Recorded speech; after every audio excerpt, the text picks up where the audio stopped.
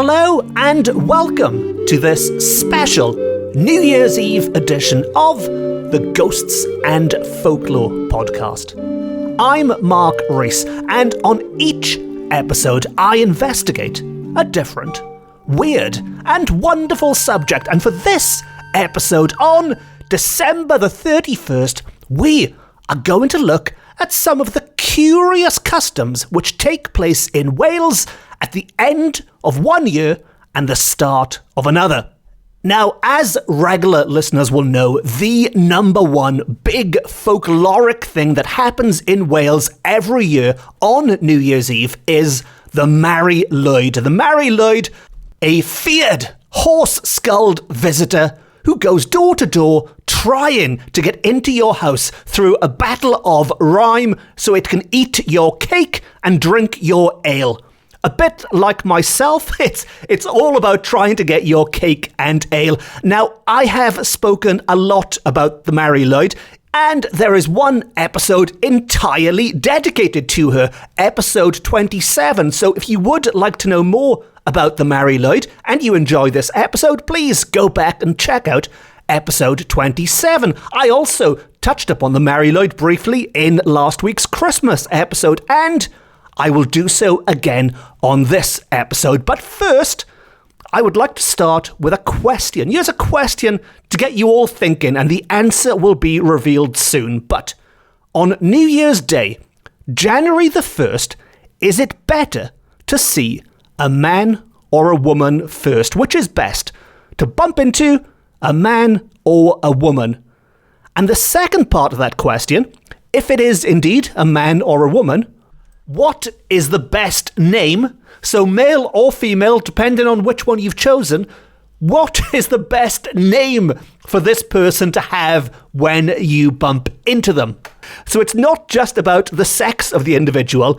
Luck depends on their name as well. So is it better to meet a man or a woman, and what should their name be? I will leave you with that brain teaser to ponder for now. It's like a cliffhanger. Well, it's the opposite of a cliffhanger because it's the start of the episode. It's like a reverse cliffhanger, something for you to contemplate. But before we get into all of that folklore, I would just very quickly like to reflect on what has been, let's say, one heck of a year, to put it mildly. 2020 has not been a normal year by any stretch of the imagination. And with this podcast, I would like to keep things upbeat and cheerful and positive and not dwell on the negatives. So when I thought about what is the one big positive thing, the one really good thing which happened in 2020, I thought, well, obviously it has to be launching this podcast. I finally launched my own Ghosts and Folklore podcast, and I owe a huge, huge debt of gratitude to everyone who listens to this, because when I started this, I had no idea what the heck I was doing. Well, I still have no idea what the heck I'm doing. I just plugged in a microphone, I pressed record, and I hoped for the best. And for some mad reason, people listened, people subscribed, and it's doing fantastically well. And I'm still doing it now all these months afterwards. I mean, I've got people from all over the world who get in touch with me now every week, which is incredible, because let's be fair, Welsh ghosts and Welsh folklore is quite a niche subject, but I am so happy that it's been embraced by people around the world, around the universe, and that is absolutely wonderful. And if I had to single out a highlight from this year, from doing this podcast, the one thing which really did blow me away, on the Halloween episodes a few months ago, I was moaning about the fact that I'd never, ever tasted American candy corn at Halloween time. It's quite an iconic part of Halloween, those little triangular orange, yellow, white candies, sweets that people eat at Halloween. Now, in Wales, I had never been able to try it, and I had a little moan on my podcast about it, and an amazingly kind soul called Gary from Minnesota went out of his way and spent his own money buying the biggest bag he could find and sent it to me from America across the pond to Wales just so I could try this candy after having a little wine on my podcast. And that is remarkable, and that is the kind of thing which this podcast has achieved this year. And every Thursday I get this little, what I do, I record my episodes and I upload them Wednesday night ready. And then when I wake up the next day, that episode has gone live. And it's bonkers. It's wonderful. It's terrific, but it's terrifying and it's bonkers when I look at my phone the next day and I see that hundreds of people across the world have listened to this while I was sleeping. And, I'll stop waffling on now, but all I really wanted to say was thank you so much for making this podcast the huge success it has become. It's gone way beyond my wildest expectations, and as a result, I will do everything in my power to keep it going every week for the foreseeable future until the Tylwyth Teg come to drag me away, until the Mari Lwyd kicks down my door and tells me to stop. Otherwise, I will keep doing this once a week, God willing. And so, finally, on to the New Year folklore. Although, actually, just very, very quickly, in case you are wondering, did I enjoy the candy corn? Because when it arrived, I put this on social media, and I said, this amazing man from America has sent me this candy corn. And a lot of Americans popped up and said, "Ugh, you're not going to like that. It's horrible. Don't eat that stuff." And you know what? I loved it. I loved it so much that I am going to make it an annual tradition. Not the begging part of it. I'm not going to beg for free sweets every Halloween, but I am certainly going to do everything I can to try and track some down each year. Stockpile it. I'll stockpile. I don't know how long it lasts for, but I'll stockpile it so I've got enough candy corn here to keep me going for years to come. Now, back to that little question, that little anti-cliffhanger I started the episode with. Which is best to meet? Is it a man or a woman on New Year's Day first? Well, this ties in with last episode's festive folklore. So if you listened to the Christmas folklore last week, this is sort of the continuation of it. And we are told that even at the present day, so this is folklore which is written in the early 1900s. So this is well over 100 years ago now. But even then, people are very particular as to whether they see a man or a woman the first thing on New Year's morning. Now, according to one Carmarthenshire man, in order to secure future luck or success during the coming year, so if you want future luck or success in 2021 or whatever year you are listening to this, a man must see a woman first, and a woman must see a man first, at least so we are told by a gentleman in Edwardian Carmarthenshire. And yet, if we go slightly further west again into Ceredigion, a vicar, a Reverend Thomas, tells us that the people in his parish would consider it lucky to see a woman first. So male or female, everyone would consider it lucky to see a woman first. But as a rule, the majority of people, both men and women, deem it lucky to see a man, but unlucky to see a woman. So the general gist is that most people think a man is the luckiest and it's unlucky to see a woman, unless you are down Ceredigion way, in which case it's a woman, and unless you are in Carmarthenshire, where it's the opposite sex to yourself.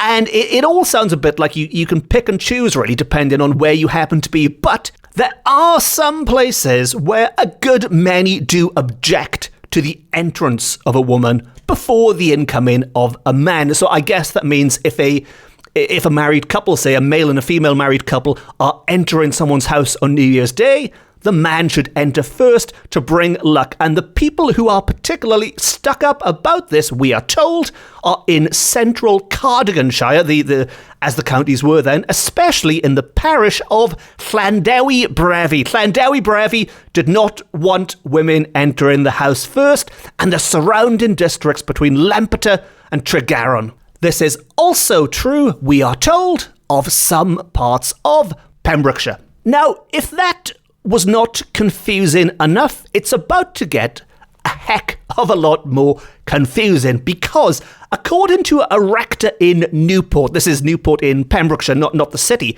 this rector in Newport believed it was lucky to see a man first as long as they had one of 4 special names. If they did not, then it was lucky to see a woman with one of 4 special names. And if they did not, then we go back to it being lucky to be in a man again, I guess. So the 4 lucky names of the men that you want to see first are David, Ivan, Sean, and or Shenkin.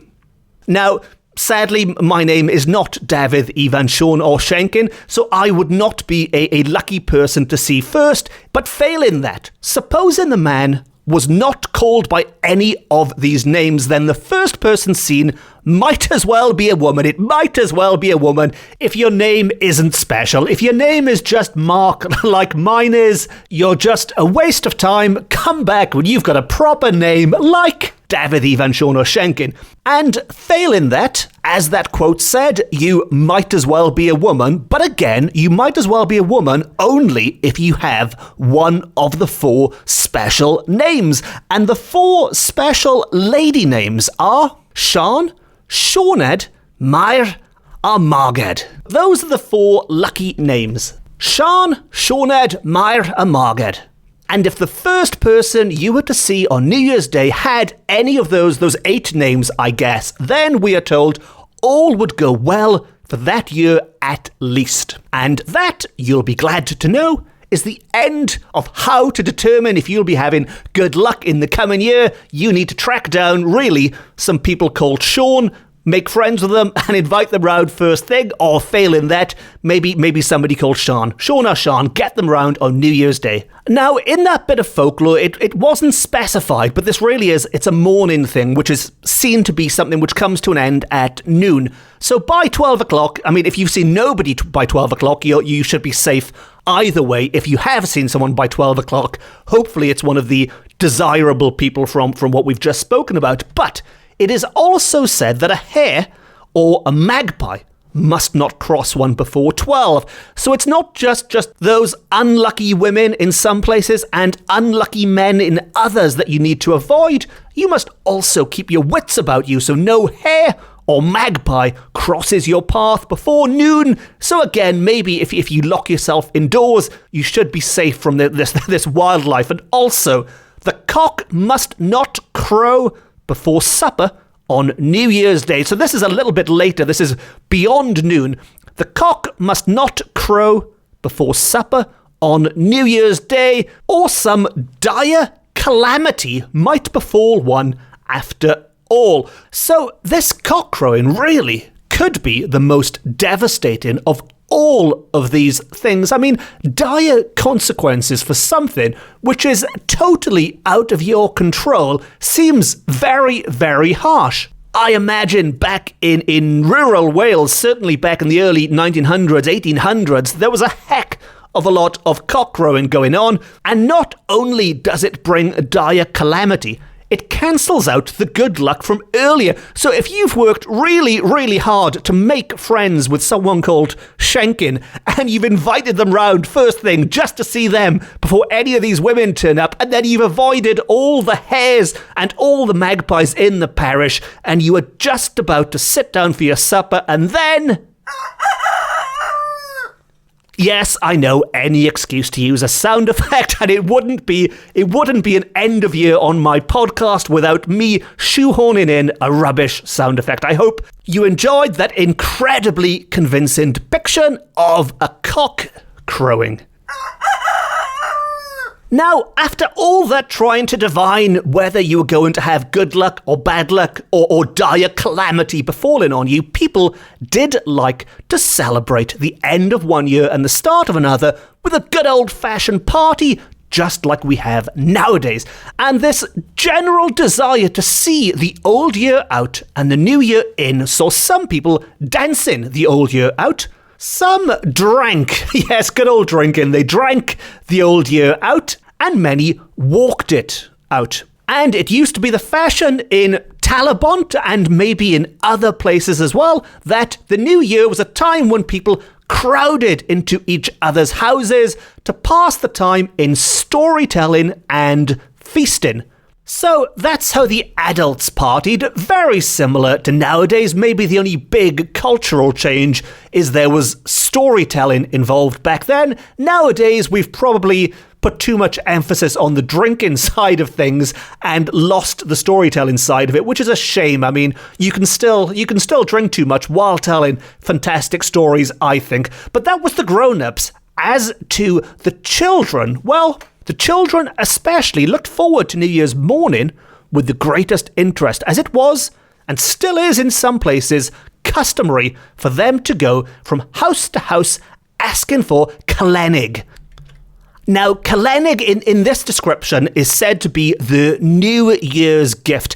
And really, I hate to do this again and again, especially on New Year's Eve, but Calennig really deserves an entire episode to itself. But briefly, Calennig, which is spelt Calennig here, but I believe the more common spelling should be with a double N, so that's Calennig, but certainly in this account, it is Calennig. I will look into that in more detail, ready for the full episode on Calennig, but it involves the children going door to door, singing songs and wishing everyone a happy new year and hopefully collecting a little bit of money at the same time. As I said, that's a very, very brief generalization of the whole thing. And you could say, in a way, it's almost a more wholesome version of the Mari Lwyd. Yes, the Mari Lwyd, which I've talked about extensively, but there's always something more to say about the Mari Lwyd. And what I really, really hope is that if we do get some kind of normality returning next year, I hope we can all get together next December or January time and have a big old Mari Lwyd party. You can hold me to this. You can tweet me and say, Mark, you promised us a Mari Lwyd party, and as long as there's no medical reasons why we shouldn't, we will have the biggest horse skull party the world has ever seen this time next year. But to wrap up this year first on this podcast, let us have a look at the Mari Lwyd and some of the merriment that would take place inside the house after the Mari Lwyd had gained entry. Now, I do like milking the Mari Lwyd because I love the Mari Lwyd, and I fear this is probably the last time I can do so for quite a while, because it is seen as a Christmas time tradition, so I can get away with talking about it at Christmas.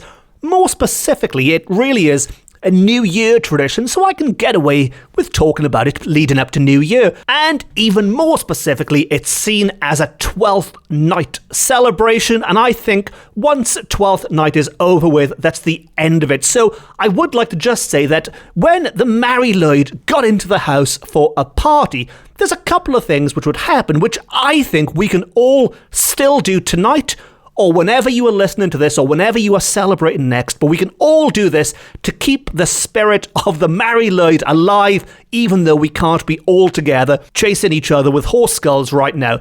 But when the horse gets inside, the groom cries, "So ho, my boy, gently, poor fellow," and it chases the girls around. Now, the girls, of course, we are told, scream with merriment.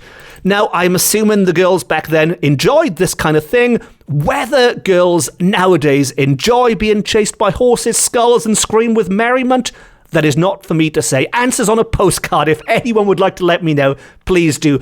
But afterwards, after being chased and after screaming with merriment, a dance follows, performed by 3 young men, tricked out with ribbons. So it's not just the Mari Lwyd, it's not just the horse's skull, which is covered in ribbons. There are ribbons on the boys as well. They dance. The company is then regaled with cakes and ale, and the revellers depart, passing outside the door to sing a parting song of thanks and good wishes to their entertainers.